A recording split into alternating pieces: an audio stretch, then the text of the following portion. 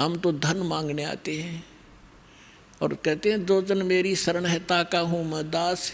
अब दास देख लो किसा होया करे। दास किसे कहते हैं, दास की परिभाषा सुनाता हूँ। एक बार अब्राहम सुल्तान अधम जो राजा था उसने घर त्याग दिया था, परमात्मा की कृपा से घर त्याग दिया था और वो किसी चला गया, एक आश्रम में रुक गया।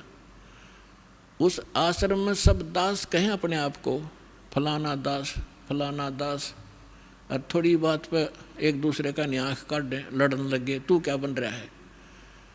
तब अब्राहिम सुल्तान अधम जिसकी दास कथा सुनाना जा रहा है, इसका थोड़ा सा लिंक बीच में और आ गया। जब वो घर त्याग गया था, पहले ये राजा था, तो उसने कहा कि भाई आप नाम दास जरूर लिखते हो पर कर्म आपके लक्षण दास के नहीं है। उन्होंने पूछा भाई क्या बात भगत जी, कैसे नहीं। उन पता था कि राजा था और ऐसे राज त्याग करा है। तो उसने कहा कि जब मैं राजा था हम गुलाम लाते थे, गुलाम दास, तो मैंने क्योंकि धार्मिकता मेरे अंदर थी, मैं गुलामों का ध्यान बहुत रखता था, कोई इसको कष्ट ना हो। तो मैंने उससे पूछा कि भी गुलाम आदमी पहले मनुष्यों को मोल लिया करते, गुलाम जैसे आजकल पशुओं को लाते हैं।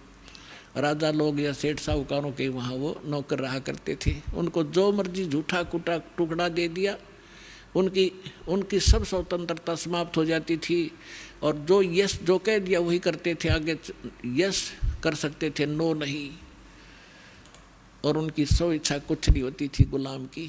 तो अब्राहिम सुल्तान ने कहा कि मैंने उससे पूछा कि ए गुलाम तेरा क्या नाम है। उसने कहा कि दास को जिस नाम से पुकारोगे गुलाम का वही नाम होगा, हमारा कोई नाम नहीं होता, कोई बुंडा सुंडा गुंडा कुछ भी कहना हाजिर खड़ा पाऊंगा। आपको कौन सा भोजन रुचिकार है। कहने लगा दास की कोई इच्छा नहीं होती, जो झूठा कुठा दोगे हम उसी में संतुष्ट होते हैं। तो पुण्यात्माओं कहने का भाव ये है कि वो दास और अपने मालिक के सामने जो आज्ञा होते ही सब कुछ लिए खड़ा रहता है, उसको दास कहते हैं। तो कबीर साहब कहते हैं कि जो जन मेरी शरण है और ताका हूँ मैं दास, और गेल गेल ला गया फिरूं जब तक धरती आकाश।